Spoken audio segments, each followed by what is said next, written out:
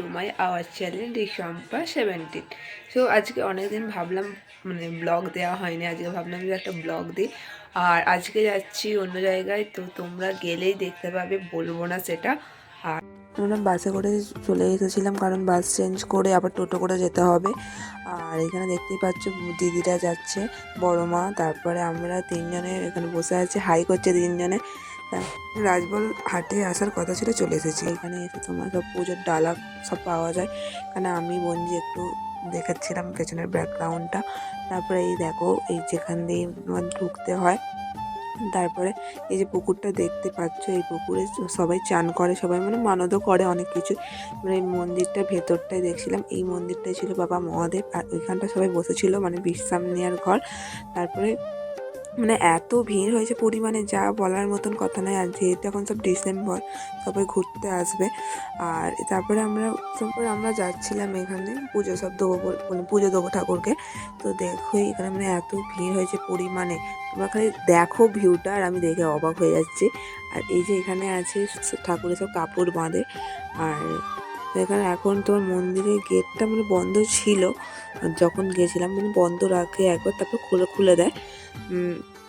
তোমরা দেখতেই পাচ্ছ এত ভিড় ঠাকুরের কাছে, আর ঠাকুরের কাছে মানে মানত করে। আর এই দেখো মানে রাজবল্লভী মা, কিন্তু আমি যেটা চাইছি আমি সেটা পেয়েছি, আমি জানি। আর এটা হচ্ছে বাইরে, আর বাইরেও দেখেছো তো মানে ওই সাইডে কত ভিড়, আর এই সাইডটাও কত ভিড়। মানে আর এখানে আমার বোনপো চলে এসেছে, ছোটো বোনপো অনেকদিন পরেই, আর এসেছে আমার কোলে। আর এখন এবার পুজো নিয়েছি, মানে পুজোর ডালা কিনেছি, ডালা কিনে নিয়ে এবার পুজোটা দেবো। তো নিয়ে এখন পুজো দিচ্ছি। এবার আমার ডালাটা নিয়ে এসে ঠাকুরমশাই, আর এখন তখন ঠাকুরের গেট বন্ধ ছিল। আর মানে ঠাকুর সব মানে ঠাকুরের প্রসাদ মাকে দেয়, প্রসাদ। আর এখন আমার ঠাকুরের এটা নিয়েছে, ডালাটা নিয়ে। আর এখন তখন অনেক একটু ভিড় ছিল, ঠাকুরের কথা বলছিল, আমি একটু অপেক্ষা করছিলাম কখন আমার ডালাটা নিয়ে করবে। ঠাকুর মশাইকে দক্ষিণা দিয়েছিলাম, ধূপ মোমবাতি দিয়ে দিল আমাকে। আর সব কিছু ঢেলে নেওয়ার পর তারপরে ঠাকুরমশাই আমাকে কাপড়টা দিয়ে দিল, বললো যে এখানে বেঁধে দিতে। আর মোমবাতি এই দেখো আমার বোনপো ছোট্ট পুজো দিয়ে এসে পর এখন আর মুখটাকে কেমন করছে, এখন সব নিউ ধরনের সব মানে যেগুলো সব শিখেছে।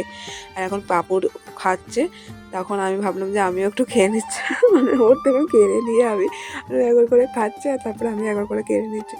তারপরে এই দেখো, আর ও আমাকে মানে ও এমন খাচ্ছে, মজাও হাসছে।